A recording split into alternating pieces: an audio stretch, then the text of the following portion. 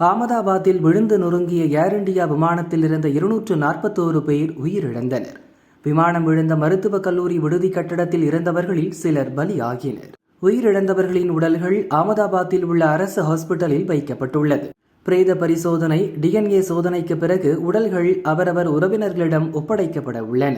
மருத்துவக் கல்லூரி விடுதி கட்டடத்தில் விழுந்து நொறுங்கிய விமானத்தில் பெரும்பாலான பகுதிகள் தரையில் விழுந்து எரிந்து சாம்பலாகின.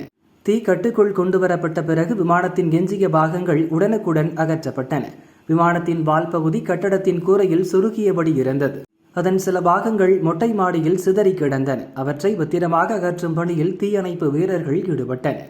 மொட்டை மாடியில் இருந்த விமானத்தின் வால் பகுதியை அகற்றிய போது அதில் ஒருவரது உடல் இருப்பதை வீரர்கள் பார்த்தனர். உடனடியாக அதிகாரிகளுக்கு தகவல் தரப்பட்டது. அவர்களின் மேற்பார்வையில் வால் பகுதியில் சிக்கியிருந்த உடல் துணி மற்றும் கயிறு கட்டி பத்திரமாக கீழே இறக்கப்பட்டது. பிறகு உடல் பிரேத பரிசோதனைக்காக ஹாஸ்பிட்டலுக்கு அனுப்பி வைக்கப்பட்டது. அது ஒரு பெண்ணின் உடல் என அதிகாரிகள் கூறினர். விமானத்தின் வால் பகுதியிலிருந்து மீட்கப்பட்டதால் அது விமான பணிப்பெண்ணின் உடலாக இருக்கலாம் என்று சந்தேகிக்கப்படுகிறது.